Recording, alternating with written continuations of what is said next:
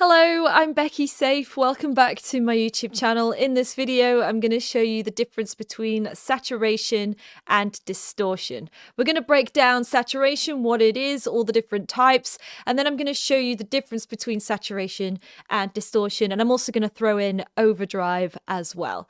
So the timestamps to this video are below in the description, and you can skip back and forth to your favorite section. And also, if you do want more music production content, don't forget to check out my Twitch streams, twitch.tv/Becky Saif. The link to that, the Discord, and the complete Ableton Live 11 course are below in the description. So what is saturation? Well, saturation comes from the old school analog gear, and the audio recordings are passed through various pieces of hardware, and the circuitry inside, the transistors, the wires, the components, they introduce additional frequencies on top of the original recording.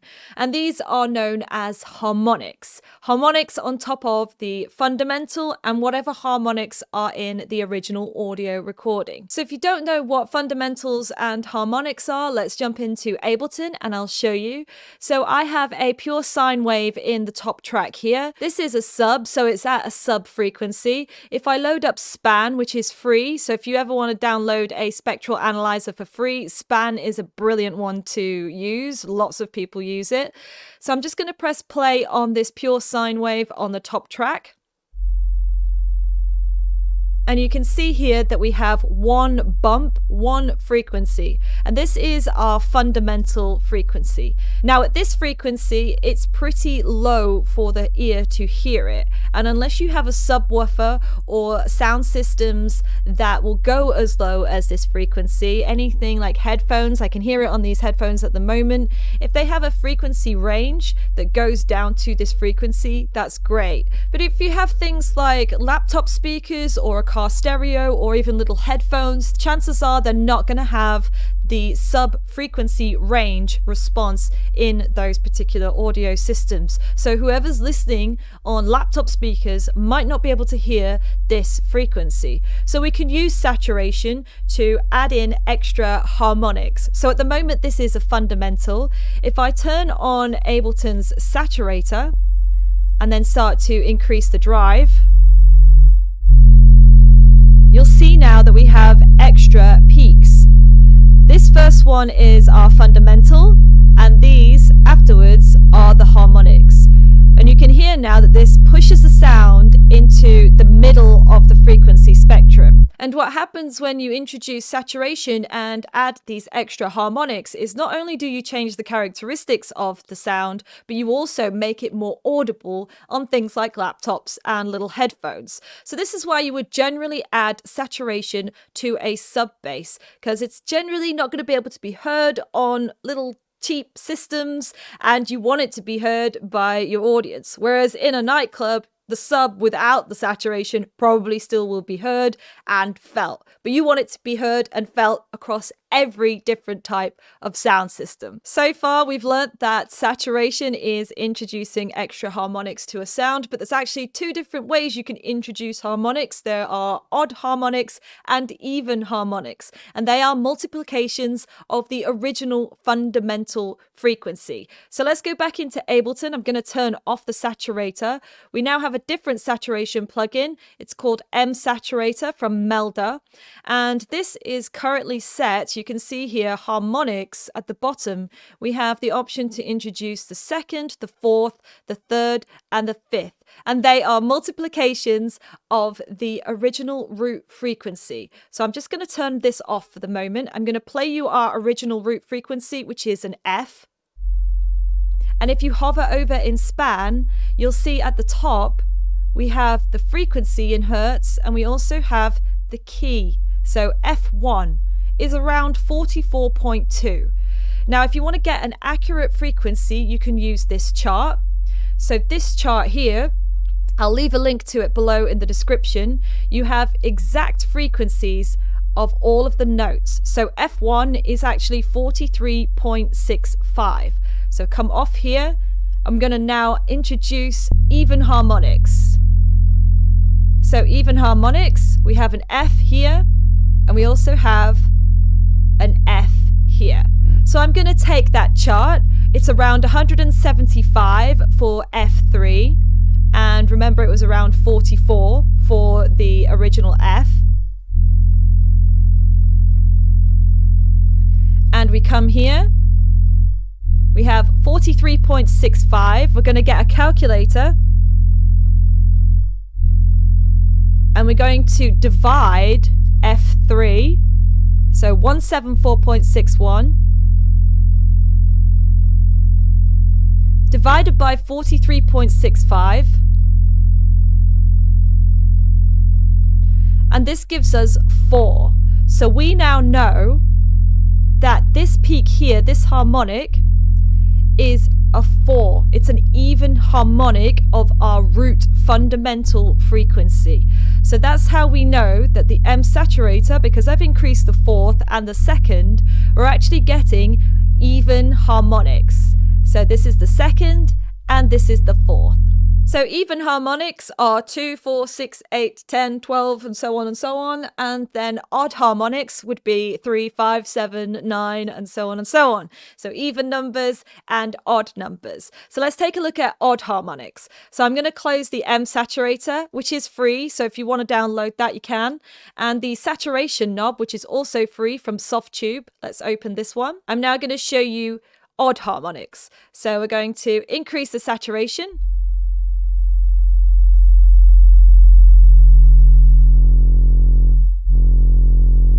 And if we hover over here, we can see at the bottom this time on span, we have a C3 and we also have an A3. So if we go back into our table, let's go for C3, so it's 130. Get the calculator and it's 130.81. divided by our root fundamental frequency of 43.65. 43.65 equals pretty much 3. So we now know that this saturation knob is introducing odd harmonics. So now that we know the difference between even and odd harmonic saturation, let's A/B between the two so that we can actually hear the sonic difference between even and odd. Okay, so we have the saturation knob open at the moment. Let's open MSaturator. I'm going to play you the even harmonics first. And now odd harmonics. Even and odd. So I'm sure you can hear that the even has a much purer, warmer sound than the odd harmonics, which have more grit and more bite. So it's up to you, depending on what you want to saturate and how you want to saturate, whether you use even or odd harmonics. Now, I just want to go back to the fundamental frequency, which, if you remember, is the root first frequency in the frequency spectrum, which makes up the pitch of your instrument. Now, if I just isolate that frequency, at the moment we have an alto sax and a horn, which actually exist in a very similar space in the frequency spectrum. What I've done on both of these tracks is I've isolated just the fundamental frequency. So it's in this area. I've done that on both the horn and on the sax, exactly the same place. The reason I've done this is because I want to show you that saturation and harmonics actually change and make up the characteristics of an instrument. And if you just isolate the fundamental frequency, they actually sound the same. So I'm just going to solo the alto sax first. And now the horn. And if we take a look at span on the alto sax, we can see that we have one fundamental frequency. And on the horn, on span, we have one fundamental frequency. And if I take off Pro Q3, which is what I'm using to isolate the frequencies, so if I take it off of both of them, you'll now hear the difference between the horn and between the alto sax.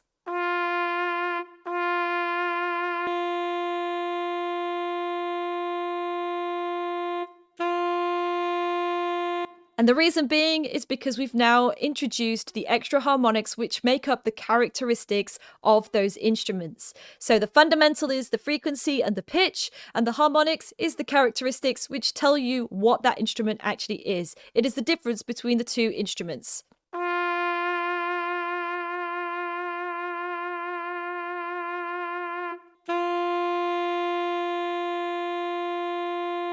So we have a different set of harmonics between the two. Sticking with the alto sax, let me introduce you to two of the most common types of saturation. It would be tube and tape.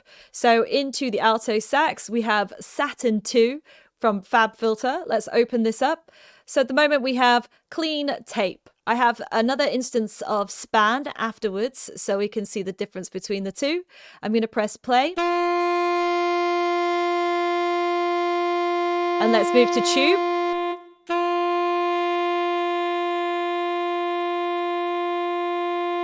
And tape.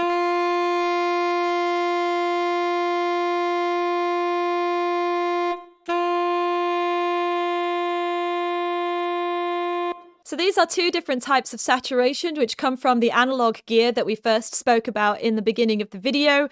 So different types of saturation produces different harmonics in the output of the sound. And I'm sure you can hear from Saturn there that the tube saturation has a lot more weight, more warmth, and the tape saturation has a bit more grit in the higher frequencies, is a bit more harsher on the ears and just pushes those upper frequencies a little bit more. So depending on how you want to saturate your sound, you might want to go with tube or you might want to go with tape. So, distortion. Well, distortion is actually a more extreme version of saturation. Whereas with saturation, you're pleasantly introducing harmonics in odd or even intervals. With distortion, you're basically just cranking it up and pushing it to the limit where the analog gear just can't cope. And as a result, it's starting to introduce harmonics all over the place and ultimately just changes the characteristics of the sound altogether, where you might not even be able to tell what the sound is anymore.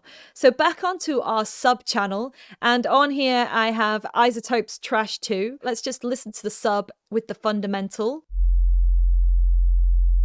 Okay, so we have span, we can see on span. I'm going to turn on Isotopes Trash 2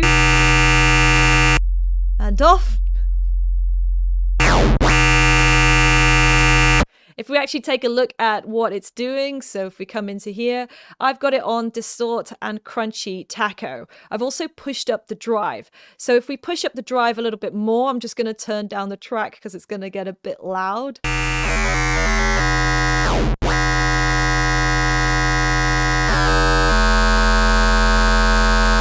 And you can see on span that we have harmonics all over the frequency spectrum, and it's changed our sound from a lovely pure sine wave into something that is barely recognizable as a sub bass. So if we turn it off and then we turn it on, we don't really have a sub bass anymore, and that is what distortion is. It is saturation pushed to the limit, extreme. It really does alter the waveform and impacts the timbre of the sound altogether, and it's more like sound design rather than sound enhancing. So that is distortion on Trash 2. Let's take a look at Kilohertz BitCrush, which is a low resolution distortion effect. So it's reducing the quality of the sound.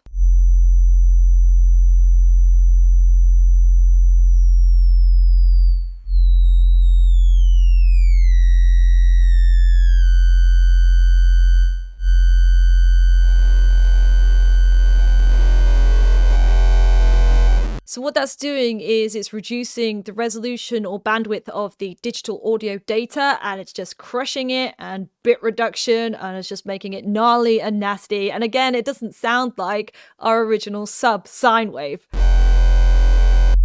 Original sine wave? Kilohertz BitCrush. And I did say that I was going to talk about overdrive and what overdrive is in the big pool of saturation and distortion, and it basically just sits in the middle. So you have saturation, which is nice, pleasing, warming harmonics. You've got distortion, which is just crushing and destroying, and then you've got overdrive, which sits nicely in the middle. So let's go back onto our horn track, and we have overdrive from Ableton on the horn track. I'm going to just stick span on the opposite side, and let's play the horn.